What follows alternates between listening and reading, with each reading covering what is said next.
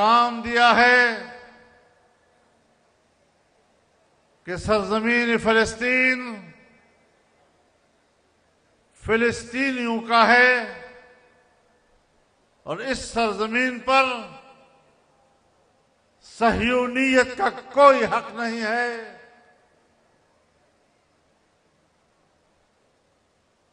15 مہینے قبل یہاں اسی اجتماع میں، جس اجتماع کو ہم نے طوفان اقصی کا نام دیا تھا، اور ہم نے اپنے فلسطینی بھائیوں کے ساتھ یکجہتی کا اظہار کیا تھا، ہم آج بھی ان کو بتانا چاہتے ہیں کہ ہم آپ کے شانہ بشانہ کھڑے ہیں۔ ہم ایک مضبوط موقف پہ قائم ہیں، اور جس طرح آپ میدان جنگ میں ہیں، ہم بھی پاکستان کی سرزمین پر آپ کے شانہ بشانہ اور قدم بقدم آپ کی جہاد میں شریک ہیں۔ میرے محترم دوستو، ہمارے محترم مہمان نے ایک بات کہی اور اس کا شاید ترجمہ نہیں ہو سکا۔ انہوں نے کہا کہ آپ یہاں پر اسرائیل مرد آباد کے نام سے اجتماع کر رہے ہیں، اسرائیل مرد آباد کا نعرہ بلند کر رہے ہیں، اور ہم ارض فلسطین پر اسرائیل مرد آباد کے نعرے پر عمل درآمد کر رہے ہیں۔ میرے محترم دوستو، امریکہ ہو یا مغربی دنیا، انسانی حقوق کے علمبردار بنتے ہیں۔ مجھے ان کی تاریخ بھی معلوم ہے، مجھے ان کا کل بھی معلوم ہے اور آج بھی معلوم ہے۔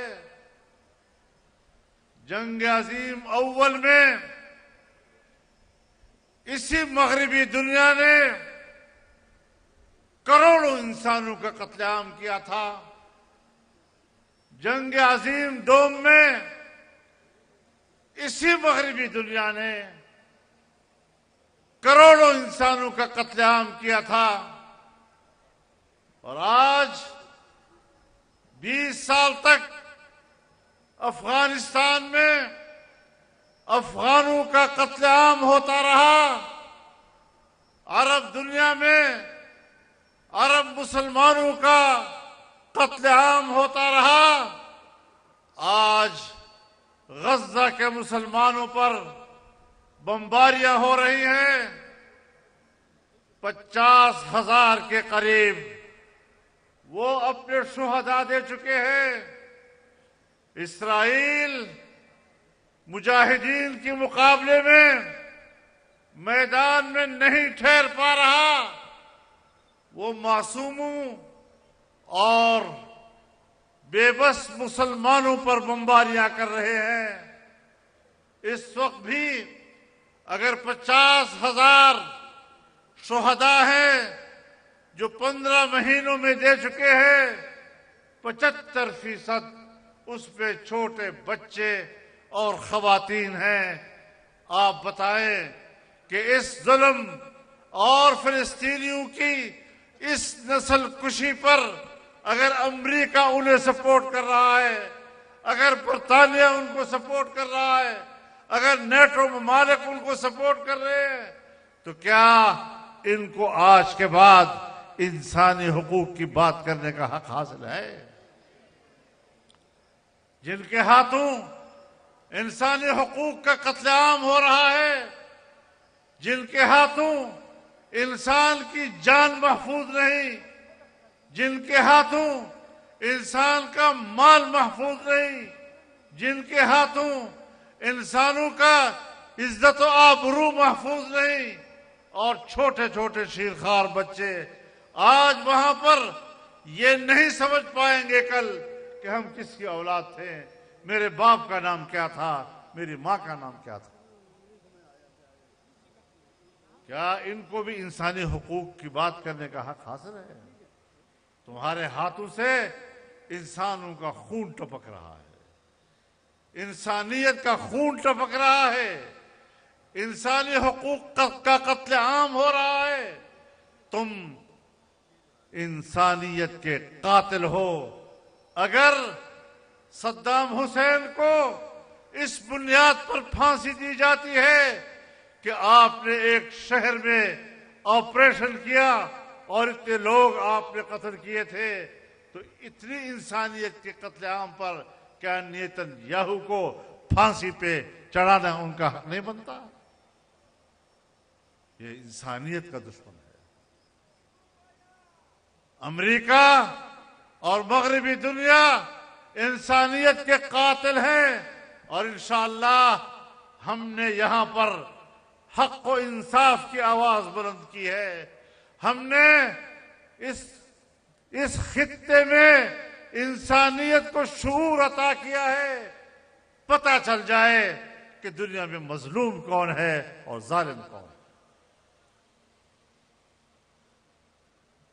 تم افغانستان پر حملہ کرو، اور میں اپنی اسٹیبلشمنٹ کو بھی کہنا چاہتا ہوں، جنرل مشرف کی مارشل لاء نے امریکہ کا اتحادی ہونے کا اعلان کیا، امریکہ کو پاکستان کے اڈے دیے، امریکہ کو پاکستان کی فضائیں دی، اور افغانستان میں اپنے مسلمان بھائیوں کے خلاف اپنی فوج کو استعمال کیا، اپنے ہوائی اڈوں کو استعمال کیا، اپنے فضاؤں کو استعمال کیا۔ یہ جمعیت علماء اسلام تھی جس نے میدان میں ان کی ان پالیسیوں کو چیلنج کیا، اور آج بھی اگر ہماری حکومت ان پالیسیوں کی پیروی کرے گی تو پھر بھی میدان میں مقابلے میں جمعیت علماء اسلام کے کارکن کو پائے گا۔ پاکستان کا عوام تمہارے ساتھ نہیں ہے، بر صغیر کا مسلمان آپ کے ساتھ نہیں ہے۔ حکمرانوں ذرا سوچو، مودی تو ڈٹ کر کہتا ہے کہ ہم اسرائیل کے ساتھ ہیں، آپ کو فلسطینیوں کے حق میں کھل کر کھڑے ہونے کی جرت کیوں نہیں ہے؟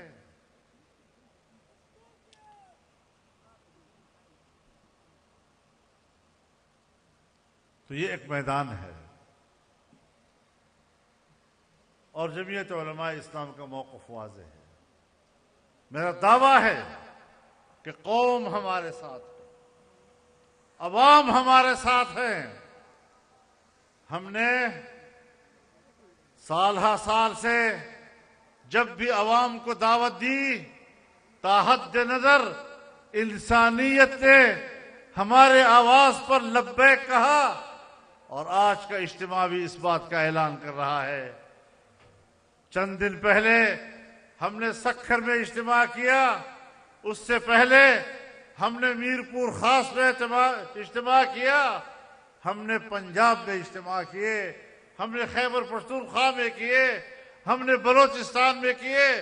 قوم کی ایک ہی آواز ہے، اور وہ یہی کہ جمعیت علماء اسلام پاکستان کے نظام کو اور پاکستان کے مستقبل کو اپنے ہاتھ میں لے لے۔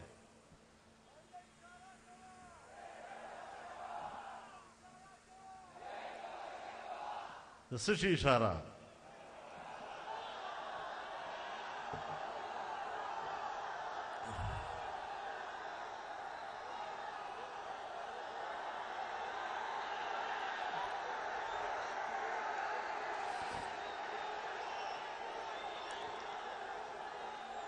میرے محترم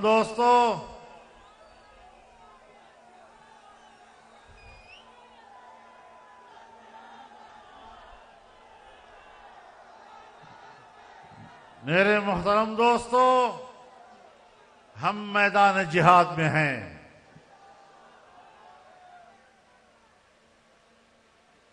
اور ہم یہ بھی بتا دینا چاہتے ہیں کہ پاکستان حکمرانوں کا نہیں، پاکستان ہم سب کا ہے۔ ایک جرنیل کے جیب میں جو شناختی کارڈ موجود ہے اور جس شناختی کارڈ کی بنیاد پر وہ پاکستانی ہے، اسی شناختی کارڈ کی بنیاد پر میرا کارکن بھی پاکستانی ہے، میں بھی پاکستانی ہوں۔ آج ہم اپنے ان اجتماعات اور اس جدوجہد کے راستے سے پاکستان کی بقا کی جنگ لڑ رہے ہیں، پاکستان کے تحفظ کی جنگ لڑ رہے ہیں، پاکستان کے استحکام کی جنگ لڑ رہے ہیں، اور پاکستان ہمارے کچھ سرکاری محکموں کا نام نہیں ہے۔ پاکستان اگر ریاست ہے تو عوام کی بنیاد پر ریاست کہلاتی ہے۔ عوام کا کیا مقام ہے؟ اگر پاکستان کے نظریے کا انکار کیا ہے تو ہماری اسٹیبلشمنٹ نے کیا ہے، اور جمعیت علماء پاکستان کے نظریے کی علمبردار رہی ہے۔ اگر اس ملک کے نظریے کا انکار کیا ہے تو ان حکمرانوں نے کیا ہے، ہم نے اس نظریے کا علم بلند رکھا ہوا ہے۔ اگر لا الہ الا اللہ کا نعرہ لگا تھا، آج بھی اس نعرے کی آواز ہم لوگ ہیں۔ تم نے تو اس نعرے کو خاموش کر دیا، اس نعرے کے ساتھ دھوکہ کیا۔ لا الہ الا اللہ کے ساتھ جو غداری تم نے کی ہے، جو بغاوت تم نے کی ہے، تم اس کی سزا کاٹو گے تو سزا پاکستان کو ملے گی۔ تم نے تو پاکستان کی تباہی کا راستہ لیا ہوا ہے، تم نے تو پاکستان کو ختم کرنے کا راستہ لیا ہوا ہے۔ اور میں اپنا ایک جملہ آج ایک بار پھر دہرانا چاہتا ہوں کہ پاکستان کے قیام میں بھی تمہارا کوئی کردار نہیں، پاکستان کی بقا میں بھی تمہارا کوئی کردار نہیں۔ ملک ٹوٹا ہے تو تمہاری وجہ سے ٹوٹا ہے۔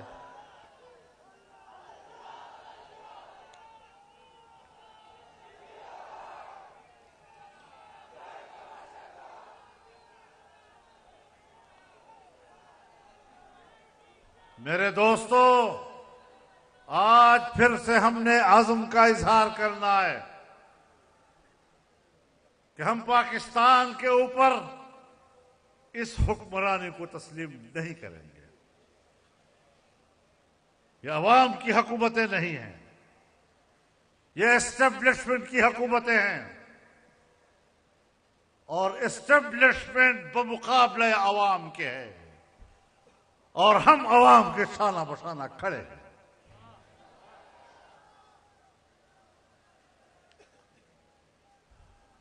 تم نے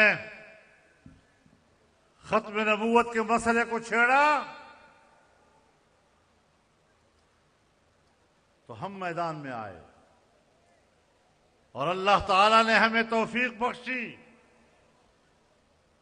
کہ قادیانیوں کو دوبارہ مسلمان تسلیم کرانے کے جو ارادے تھے اور جو عزائم تھے، ہم نے انہیں خاک میں ملایا ہے، اور ایسی کمر توڑی ہے قادیانیت کی کہ 100 سال تک بھی وہ اپنی کمر سیدھی نہیں کر سکیں گے۔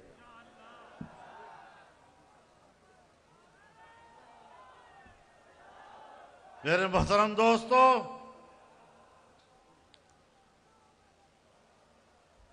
پارلیمنٹ میں 26ویں ترمیم آئی، اور جب ہم نے پڑھا، اگر اسی مسودے کو پارلیمنٹ پاس کر لیتی تو نہ آپ کا ملک بچتا، نہ آپ کے ادارے بچتے، نہ آپ کی پارلیمنٹ بچتی، نہ آپ کا آئین بچتا۔ ہر طرف تباہیوں کا ایک بارود اس میں بھرا ہوا تھا، ہم نے اس سے وہ بارود نکالا اور ایک صحت مند قانون اور آئین کی صورت میں ہم نے ملک کو آئین دیا، ترمیم دی۔ 56 شقوں پر مشتمل وہ ترمیم جو ایک کالا ناگ بن کر وہ لائے تھے، ہم نے 34 شقوں سے حکومت کو دستبردار کیا، 22 شقوں پر ہم ان کو لے آئے، اور پھر اپنے کچھ شقیں جو سود سے متعلق تھی، جو وفاقی شرعی عدالت سے متعلق تھی، جو اسلامی نظریاتی کونسل سے متعلق تھی، وہ ہم نے اس کا حصہ بنایا، اور الحمدللہ پاکستان کی تاریخ میں ایک پارلیمانی اور جمہوری جدوجہد کے ذریعے سے ہم نے ایک آئین میں اسلامی نظام اور قوانین کے لیے پیشرفت دکھائی ہے۔ ہم چھوٹی سی قوت ہے پارلیمنٹ میں، اور ہم عوام کے حوالے سے چھوٹی قوت نہیں ہے۔ کسی نے عوام کا حق مارا ہے اور ہمارے ہجوم کو کمزور کیا ہے، لیکن تم کرتے رہو۔ اللہ کی گفتگو اور اس کا فرمان وہ ایک حقیقت ہے کہ کم من فئۃ قلیلۃ غلبت فئۃ کثیرۃ باذن اللہ۔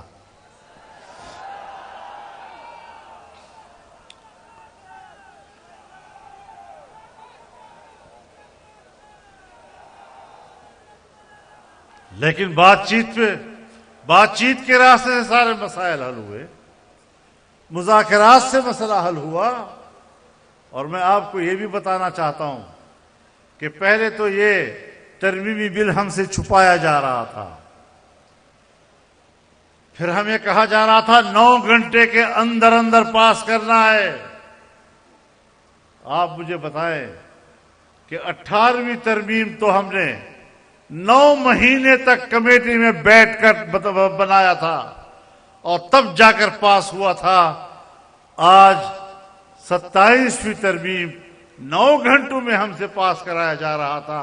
ہم نے کہا یہ مذاق نہیں ہے، ہم سنجیدگی کے ساتھ بیٹھیں گے، شقوار اس کا مطالعہ کریں گے، اور پھر جا کر بات ہوگی۔ اب 1 مہینے تک ہم نے ان کے ساتھ مذاکرات کیے،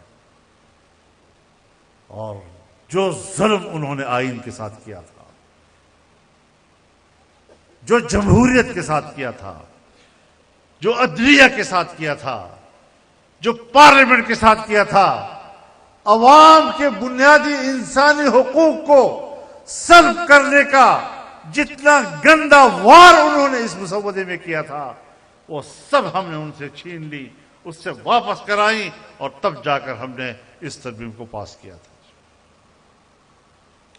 جس میں سود کے خاتمے کا بھی مسئلہ آیا، جس میں وفاقی شرعی عدالت کو بااختیار اور طاقتور بنانے کا مسئلہ آیا، جس میں اسلامی نظریات کی سفارشات کو قومی اسمبلی میں زیر بحث لانے کو لازم قرار دیا گیا۔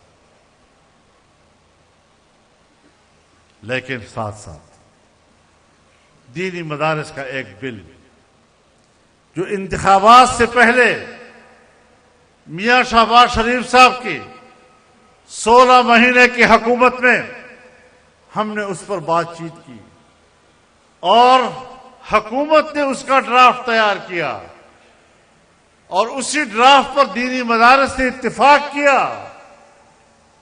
اور اتفاق کرنے کے بعد اسمبلی میں آیا تو کچھ قوتوں نے اس میں مداخلت کی اور اس کو رکوا دیا۔ ہم نے کہا کوئی مسئلہ نہیں، یہ سوچتے ہیں کہ مولوی صاحبان تھک جائیں گے۔ میں ان کو ایک بار پھر کہنا چاہتا ہوں کہ سمندر نے مچھلی سے کہا کب تک تیرتے رہو گے؟ مچھلی نے کہا جب تک تیرے اندر موجیں مارنے کی قوت ہے میرے اندر انشاءاللہ تیرنے کی طاقت رہے گی۔ الجہاد ماض الی یوم القیامہ، ہم تو قیامت تک اعلاء کلمت اللہ کے لیے لڑنے کا سبق مدرسوں سے سیکھتے ہیں، اور تم ہمیں سمجھتے ہو کہ یہ تھک جائیں گے اور بات چھوڑ جائیں گے.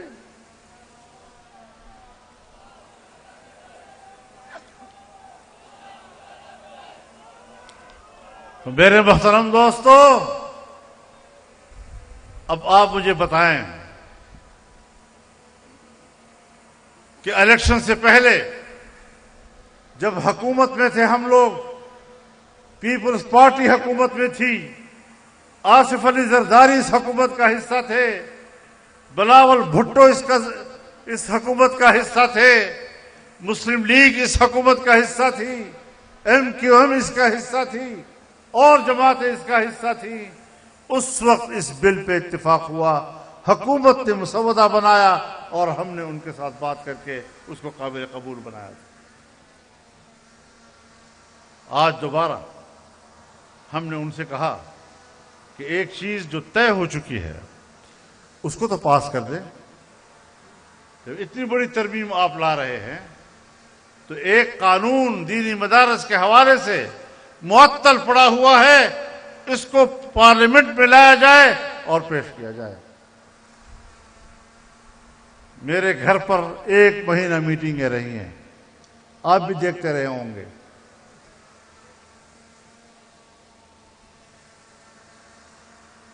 میں کراچی گیا، بلاول بھٹو صاحب کے دعوت پر میں ان کے گھر گیا. 5 گھنٹے ہم نے مذاکرات کیے بل کے اوپر، ترمیمی بل کے اوپر بھی اور دینی مدارس کی اس ڈرافٹ کے اوپر بھی. ہمارا اتفاق رائے ہو گیا. اگلے دن ہم لاہور آئے، میاں نواز شریف صاحب کے گھر میں 5 گھنٹے ہماری میٹنگ چلتی رہی اور ترمیمی بل پر بھی بات ہوئی اور اس مدارس کے بل پر بھی بات ہوئی. ہم نے اگلے روز پاکستان تحریک انصاف کے پارلیمنٹیرینز کو اعتماد میں لیا، ساری تفصیلات ان کے سامنے رکھی. انہوں نے بھی کہا کہ ہمیں اس پر کوئی اعتراض نہیں. اس کے بعد یہ بل پہلے سینٹ میں پیش ہوا اور سینٹ میں پیپلز پارٹی اور مسلم لیگ اور تمام سیاسی جماعتوں نے اس بل کو ووٹ دیا اور اس کو پاس کرایا. زرداری صاحب کی نگرانی میں، پیپلز پارٹی کی قیادت کی موجودگی میں، وہاں سے وہ بل قومی اسمبلی میں آیا. قومی اسمبلی میں یہ بل پاس ہوا پیپلز پارٹی کی موجودگی میں، بلاول صاحب کی موجودگی میں، شہباز شریف صاحب کی موجودگی میں، نواز شریف صاحب کی موجودگی میں، تمام حکومتی اتحادیوں کی موجودگی میں اتفاق رائے کے ساتھ یہ بل منظور ہوا. جب دونوں ایوانوں نے منظور کر لیا اور آپ کی موجودگی میں کیا، آپ کی قیادت میں کیا، آپ کی نگرانی میں کیا، تو پھر آپ نے سب چیزوں پہ دستخط کیے. مدارس کے اس بل پر ایوان صدر نے دستخط کیوں نہیں کیا؟ سوال بنتا ہے نہیں ہمارا. میں بڑے صاف الفاظ میں آپ کو بتانا چاہتا ہوں.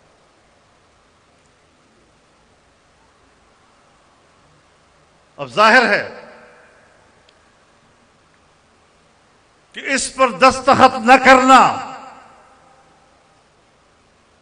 اس کے مسودے کی تیاری میں آپ شریک، اسمبلی میں پیش کرنے میں آپ شریک، اس کو پاس کرنے میں آپ شریک، اور اب اس پر دستخط کرنے میں آپ شریک نہیں ہو رہے. یہ کیا ہے؟ یہ بدنیتی ہے یا نہیں؟ یہ دھوکہ ہے یا نہیں؟ یہ فراڈ ہے یا نہیں؟ تو پھر ہم آپ کو معاف کریں گے کیا؟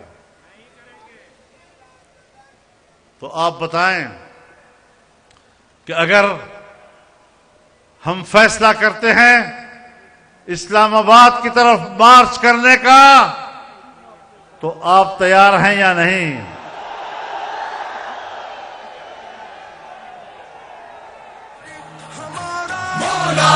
رہبر ہمارا مولانا، لیڈر ہمارا مولانا. دوستو، انشاءاللہ یہ جنگ ہم جیتیں گے. اور میں نے جب سکھر میں تقریر کی تھی تو میں نے آج کی تاریخ کے لیے کہا تھا کہ ہم حتمی فیصلہ پشاور کے جلسے عام میں کریں گے.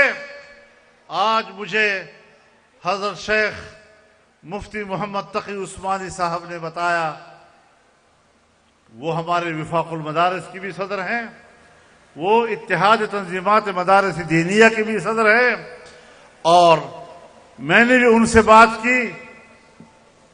طے یہ ہوا ہے کہ تمام اتحاد مدارس کا اجلاس ہوگا اور سب کو اعتماد میں لے کر ایک متفقہ موقف انشاءاللہ اختیار کریں گے، اور اس کے بعد پھر آپ کو اگر ہمیں کال دینی پڑی آپ ہر وقت تیار رہیں گے.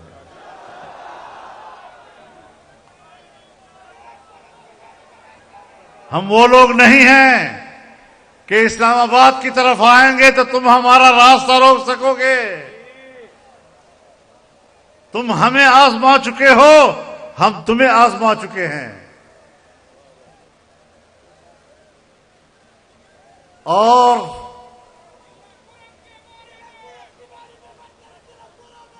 صبر صبر صبر صبر. ہم ایک بات واضح کر دینا چاہتے ہیں کہ ہم تمام دینی مدارس کے مختلف مکاتب فکر کو اعتماد میں رکھنا چاہتے ہیں، اور اگر ہمارے صدر نے اجلاس بلا لیا ہے 16 یا 17 کو ہمارا اجلاس ہوگا، اور اس میں تمام کو اعتماد میں لے کر ہم ایک متفقہ فیصلہ لیں گے انشاءاللہ العزیز. اور یہ بتا دوں کہ ہمیں دھمکیاں مت بھیجا کرو. وردی والوں، ایجنسیوں والوں، ہمیں دھمکیاں مت بھیجا کرو. دھمکیوں سے ہم ڈرتے نہیں، ہم بگڑتے ہیں. ہم تو تحمل کا مظاہرہ کر رہے ہیں. ہم نے تو ان جیالوں کو قابو رکھا ہوا ہے، اور اگر ہم نے آنے کا فیصلہ کیا تو تمہاری گولیاں ختم ہو جائیں گی، ہمارے سینے ختم نہیں ہوں گے انشاءاللہ.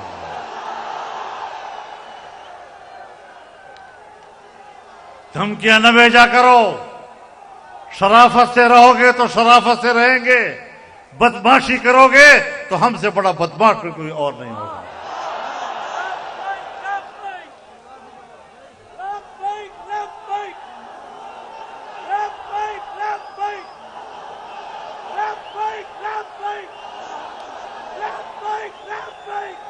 میرے محترم دوستو،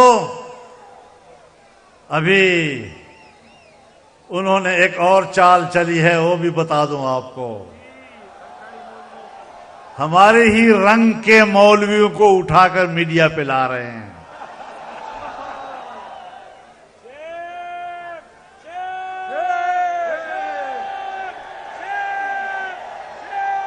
لیکن میں بتانا چاہتا ہوں کہ تم جس طرح علماء کو لڑانے کی کوشش کر رہے ہو، ہم علماء سے نہیں لڑیں گے. ان علماء سے ہماری کوئی لڑائی نہیں ہے. ہم جانتے ہیں کہ اس کے پیچھے کون کار فرما ہے.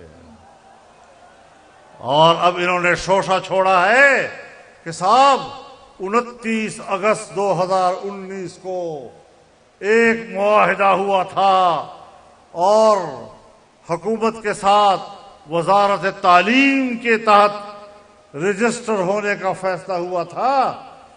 تو یہ تمہیں یاد ہے کیا؟ ہمیں یاد نہیں. اور جب الیکشن سے پہلے یہ ڈرافٹ تیار ہوا اور اسمبلی میں آیا، اس وقت تم نے یہ شوشہ کیوں نہیں چھوڑا؟ اس وقت تمہیں یہ 2019 کا معاہدہ اس وقت کیوں یاد نہیں آیا؟ اور اب جب اسمبلی اور سینٹ دونوں سے پاس ہو رہا تھا، اس وقت تمہیں یہ معاہدہ کیوں یاد نہیں آیا؟ میرے دوستو سن لو ایک بات، ہمارا حکومت کے ساتھ معاہدہ 2004 میں ہوا۔ 2004 میں وہ قانون کی صورت میں، بل کی صورت میں اسمبلی میں لایا گیا، باقاعدہ ایکٹ بنا ہے، ایک قانون کے تحت ہم نے اس کو قبول کیا ہے۔ اگر 1860 کی سوسائٹی ایکٹ میں رجسٹریشن کا مسئلہ تھا تو ایک شق نمبر 21 کا اضافہ کر کے دینی مدارس کے لیے ماحول بنایا گیا، اشکالات دور ہو گئے۔ بھائی ہم ایکٹ کی بات کر رہے ہیں، ایکٹ قانون ہوتا ہے۔ تم نے جو وزارت تعلیم کی بات کی تھی وہ تو محض معاہدہ تھا، اس کی تو کوئی قانونی حیثیت نہیں تھی، اور پھر اس کی خلاف ورزی ہوئی۔ آپ جانتے ہیں اور جان لینا چاہیے کہ دینی مدارس میں ہم سرکار کی مداخلت تسلیم کرنے کو تیار نہیں ہے۔ مدارس آزاد ہوں گے، آزاد حیثیت میں اپنا کام کریں گے۔ 2004 اور 2005 میں ہم نے آپ کو بتایا اور آپ کے ڈیمانڈ پر ہم نے آپ کے ساتھ معاملات طے کیے۔ آپ نے کہا مدارس کا مالیاتی نظام، ہم نے کہا بالکل ٹھیک ہے۔ آپ نے کہا مدارس کا تعلیمی نصاب، ہم نے کہا بالکل ٹھیک ہے، آئیں بات کرتے ہیں۔ آپ نے کہا مدارس کا انتظامی ڈھانچہ، ہم نے کہا آئیں ایک دوسرے کو سمجھاتے ہیں۔ ہم ایک دوسرے کو سمجھانے میں کامیاب ہو گئے، معاملات طے ہو گئے۔ دینی مدارس میں میٹرک تک تعلیم دی جائے گی، یہ معاملات طے ہو گئے۔ ان کی سند کو ایک مستقل گریجویشن کی حیثیت حاصل ہوگی۔ پھر 2010 میں معاہدہ ہوا اور یہ طے ہوا تھا، اور پھر جو آپ لوگوں نے وزارت تعلیم کے ساتھ بات چیت کی، اور اس وقت تو آپ کی تنظیمیں بھی نہیں تھی، اس وقت تو آپ وفاق میں تھے، اس وقت تو آپ کی تنظیمیں نہیں تھیں، اپوزیشن یعنی کوئی تقسیم ہوئی نہیں تھی۔ وفاق کے نظام میں، اتحاد مدارس دینیہ کے نظام میں، مذاکرات کے نظام میں تو آپ کا کوئی دخل ہی نہیں تھا۔ آپ کون ہوتے ہیں ہمیں یہ سبق سکھانے والے؟ اب معاہدہ ہوتا ہے تو معاہدے کی خلاف ورزی ہوئی، وہ معاہدہ ختم کر دیا حکومت نے۔ اس معاہدے میں یہ تھا کہ مدارس کی رجسٹریشن ہوگی، وزارت تعلیم سے ہم منسلک ہوں گے، ماتحت نہیں ہوں گے۔ لیکن تم لوگوں نے ایک ڈائریکٹریٹ جنرل بنایا اور کہا کہ اس ڈائریکٹریٹ کے تحت آپ نے رجسٹریشن کرنی ہوگی، اور جب ڈائریکٹریٹ آپ نے بنایا اس کا معنی یہ ہے کہ آپ نے دینی مدارس میں مداخلت کے لیے ادارہ بنایا۔ تو دینی مدارس، بتاؤ معاہدے میں کہاں ڈائریکٹریٹ لکھا ہوا ہے؟ بتاؤ معاہدے میں کہاں پر ڈائریکٹریٹ جنرل ریلیجس تعلیم کا لفظ کدھر لکھا ہوا ہے؟ آپ نے بعد میں یہ ڈائریکٹریٹ بنا کر ہمیں میسج دیا کہ مدارس ہمارے ماتحت ہوں گے۔ ہم نے کہا ہم آپ کے ماتحت نہیں ہوں گے۔ 1860 کے ایکٹ کے تحت ہم نے ضرور رجسٹریشن کی ہے اور کراتے رہے ہیں، لیکن انہوں نے تو کبھی ڈائریکٹریٹ نہیں بنایا، انہوں نے تو کبھی ہمارے معاملات میں مداخلت نہیں کی۔ وزارت صنعت حرفت نے کبھی بھی مدارس میں مداخلت نہیں کی۔ وہ رجسٹریشن وہ تو ایک وزارت ڈاک خانے کی حیثیت رکھتا ہے۔ ہم نے کہا وزارت تعلیم وہ بھی ڈاک خانے کی حیثیت رکھے گا، اس سے زیادہ اس کا کوئی کردار نہیں ہوگا۔ لیکن انہوں نے ڈائریکٹریٹ بنا کر براہ راست مدارس کو کنٹرول کرنے کا عملی اقدام کر کے معاہدے کے خلاف ورزی کی، اور پھر اس وقت وزیر تعلیم نے بیان دیا کہ دینی مدارس یہ ہمارے وزارت تعلیم کے ماتحت ہوں گے۔ تو تم نے معاہدہ توڑ دیا۔ ہمیں یہ شرط اس وقت بھی قبول نہیں تھی۔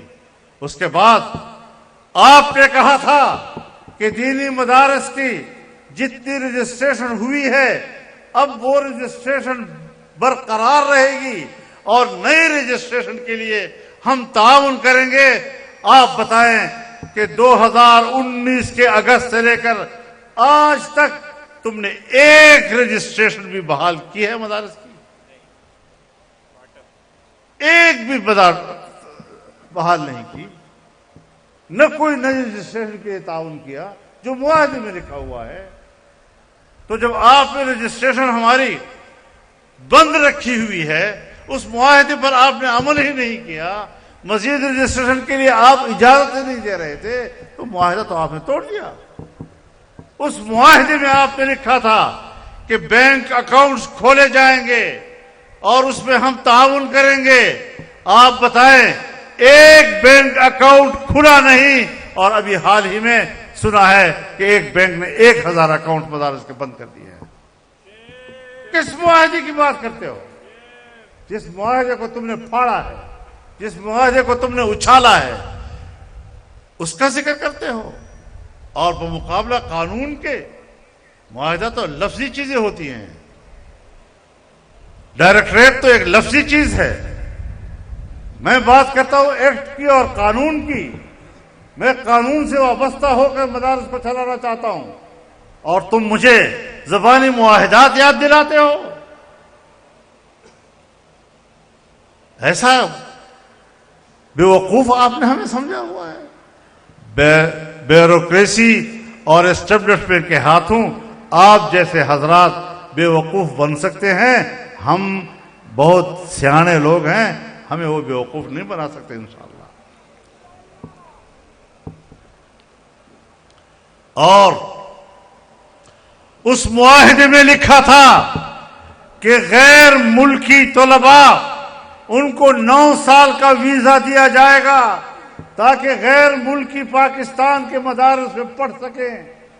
ایک ویزا بتاؤ جو تم نے آج تک غیر ملکی لوگوں کو دیا ہو. معاہدے تو ان چیزوں پر مشتمل تھے.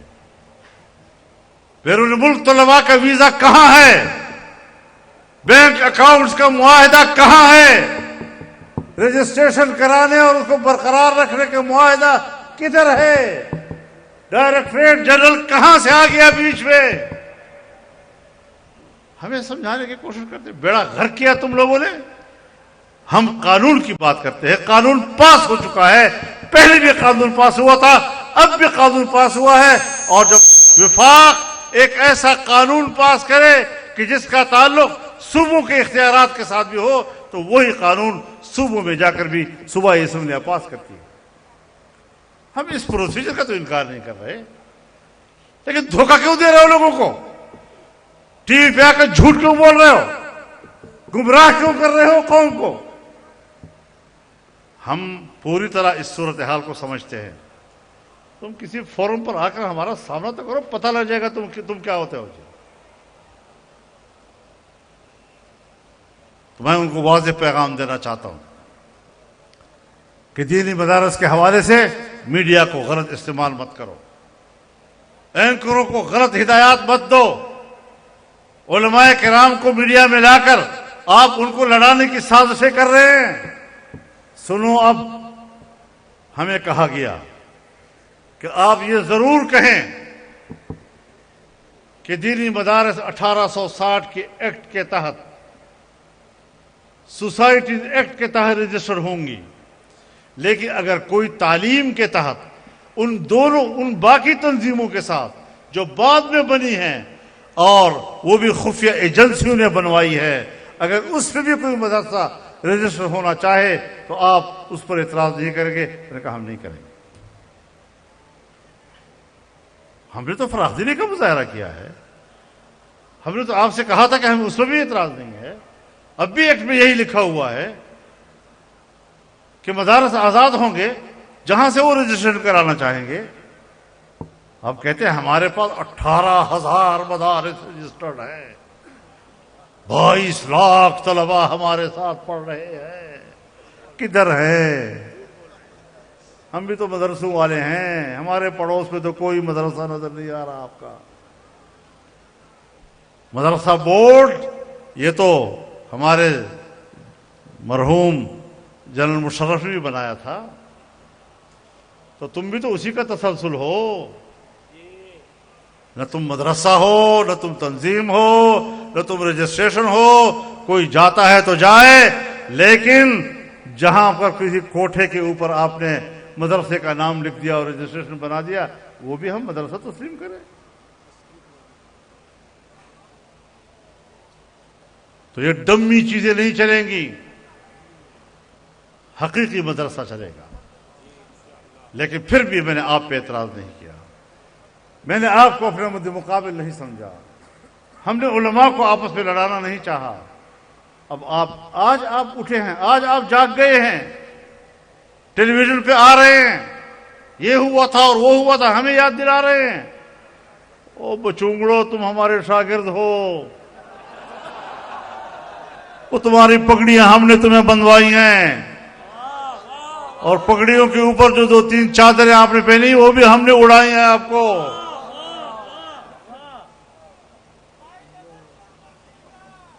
اہلکار مت بنو ان لوگوں کا جو دینی علوم کے دشمن ہیں، جو قرآنی علوم کے دشمن ہیں، جو حدیث کے علوم کے دشمن ہیں، جو فقہ کے علوم کے دشمن ہیں.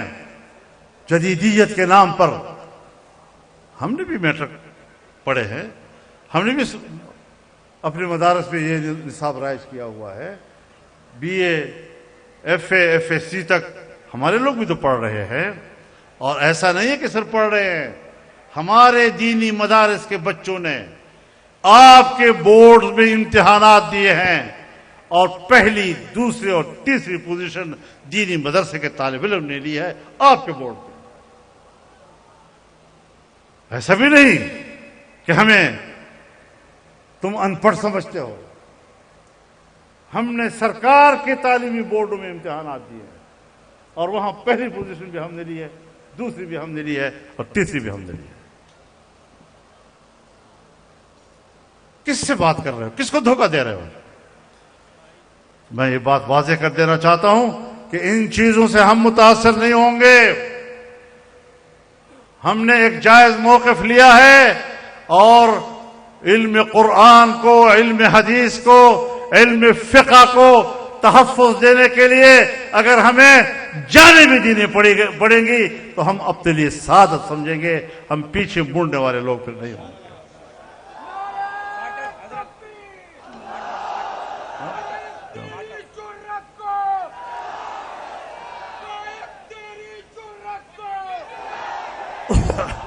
یہاں ہمارے اسمبلیوں میں قانون سازیاں ہوئی، اور اس کے پیچھے لکھا گیا کہ یہ قانون سازی در اصل ایف اے ٹی ایف اور آئی ایم ایف کی ڈیمانڈ ہے، یہ ان کی ضرورت ہے. آپ بیرونی بین الاقوامی اداروں کے دباؤ پر پاکستان میں قانون سازی کرتے ہیں، تو ذرا بتاؤ تو صحیح ان کے ساتھ طے کیا ہوا ہے؟ ایف اے ٹی ایف نے کیا منوایا ہے آپ سے؟